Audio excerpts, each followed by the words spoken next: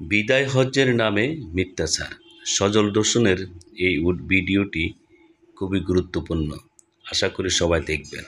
কারণ হলো এখানে হাদিস কোরআন নিয়ে যত মতভেদ সৃষ্টি হচ্ছে আমাদের মধ্যে। কেউ বলছে হাদিস মানবে, কেউ বলবে কোরআন মানবে, কেউ বলতেছে রাসূল বলে গেছেন হাদিস মানতে। তো কেউ বলছে যে একটি রাসূল সাল্লাল্লাহু আলাইহি সাল্লাম বলছে একটি জিনিস মানতে, সেটা আল কোরআন। আবার কেউ বলতেছে দুটি জিনিস মানতে, কোরআন ও সুন্নাহ। তাই নিয়ে এই ভিডিওটি করেছেন সজল হোসেন সাহেব। সবাই দেখবেন বিস্তারিত জানার জন্য। ধন্যবাদ সবাইকে। হাদিসের নামে মুসলমানদের ভুল এক্সিট দেখিয়ে দেওয়ার সবচেয়ে বড় প্রমাণ বিদায় হজ্জের ভাষণ নিয়ে মিথ্যাচার। হাদিসের সবচেয়ে বড় ইভেন্ট হচ্ছে বিদায় হজ। লক্ষাধিক সাহাবীর উপস্থিতিতে নবীজি সাল্লাল্লাহু আলাইহি সাল্লাম যে ভাষণ দিয়েছেন তা নিয়ে তো মিথ্যাচার সম্ভব নয়, তাই নয়? এই ভিডিওতে নবীজি সাল্লাল্লাহু আলাইহি সাল্লামের বিদায় হজ্জের ভাষণ নিয়ে বহুল প্রচলিত, প্রতিষ্ঠিত কিন্তু অসত্য বা উদ্দেশ্যমূলক প্রচারণা নিয়ে কথা বলবো। শিয়া সুন্নি সহ অসংখ্য দল উপদলের বিভক্তি, হাদিসকে কোরআনের শরীক হিসেবে শরিয়ার উৎস বানানোর ভিত্তি বিদায় হজ ও গাদিরে খুমের ভাষণ। বলা বাহুল্য, এ দুটি ভাষণের টেক্সট কোরআনে উল্লেখ না থাকায় আমরা হাদিস গবেষণা পদ্ধতি অনুযায়ী এ দুটি ভাষণের সত্যতা যাচাইয়ের চেষ্টা করব। ধর্মের নামে আমরা যা জানি, মানি বা মানুষকে মানতে বাধ্য করি, তার সাথে যখনই কোরআনের সম্পর্ক খুঁজে পাওয়া যায় না, তখনই এক কথায় উত্তর মেলে শরীয়তের বিধান হচ্ছে কোরআন এবং হাদিস। তো হাদিসের কোন পর্যন্ত শরীয়তের বিধান?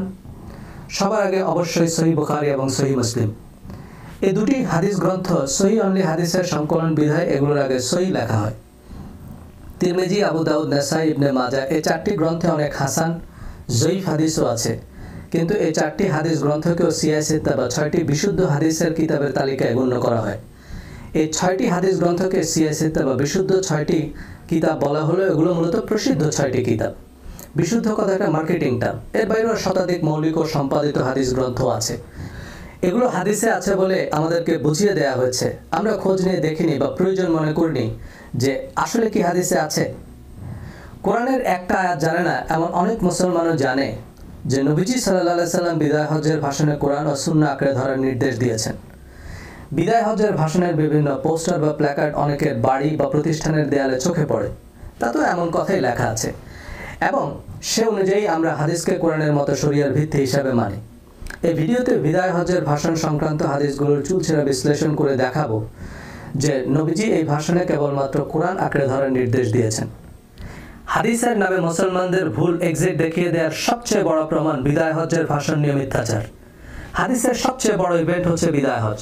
লক্ষাধিক সাহাবীর উপস্থিতিতে নবীজি সাল্লাল্লাহু আলাইহি সাল্লাম যে ভাষণ দিয়েছেন তা নিয়ে তো মিথ্যাচার সম্ভব নয়, তাই নয়? আমরা সবাই জানি বিদায় হজ্জের ভাষণে নবীজি সাল্লাল্লাহু আলাইহি সাল্লাম বলেছেন, আমি তোমাদের জন্য দুটি জিনিস রেখে যাচ্ছি। এই দুটি জিনিস আঁকড়ে ধরলে তোমরা পথভ্রষ্ট হবে না। একটি হচ্ছে আল্লাহর কিতাব, আর একটি আমার সুন্নাহ বা হাদিস। ধর্মপ্রাণ মুসলমান এবং মাদ্রাসা ছাত্ররা এই হাদিস জাতীয় সঙ্গীতের চেয়েও বেশিবার শুনেছে। বিদায় হজ্জের ভাষণের এমন অনেক বাহারি পোস্টার বা প্ল্যাকার্ড বাজারে বিক্রি হয়। তা কারা ছাপায়, কারা বিক্রি করে আমরা জানি না। দুটি জিনিস রেখে যাচ্ছি, একটি হচ্ছে আল্লাহর কিতাব, আর একটি আমার সুন্নাহ।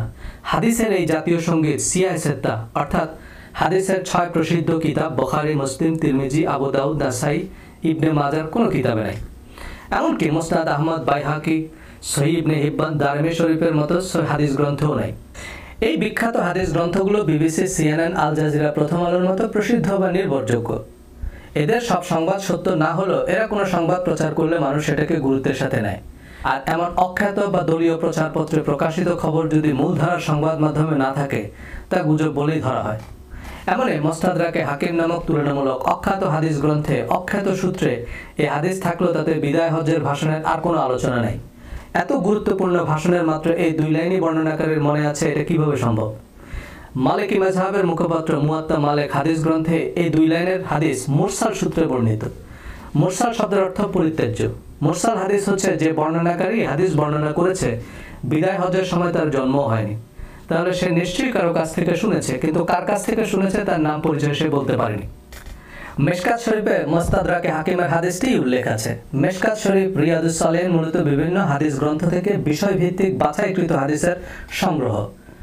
এই হাদিস গ্রন্থগুলো বিভিন্ন টেলিভিশনের আজকের পত্রিকা অনুষ্ঠানের মতো, যেখানে প্রধান প্রধান সংবাদপত্রের প্রধান প্রধান খবরগুলো পড়ে শোনানো হয়। পত্রিকাগুলো যা লিখেছে তাই পড়ে শোনাবে।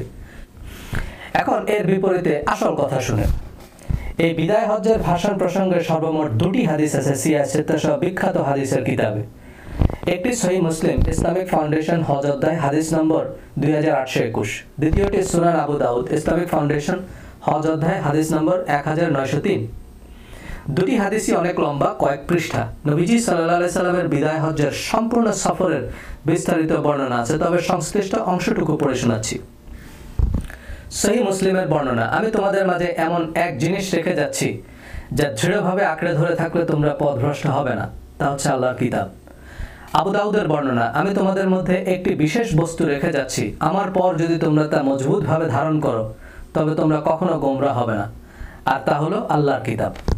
দুটি বর্ণনা মতেই এরপরে নবীজি সাল্লাল্লাহু আলাইহি সাল্লাম সম্ভবত সাহাবীদের উদ্দেশ্যে বলেছেন, তোমাদেরকে কিয়ামতের দিন আমার সম্পর্কে জিজ্ঞেস করা হবে, তখন তোমরা আমার সম্পর্কে কি বলবে?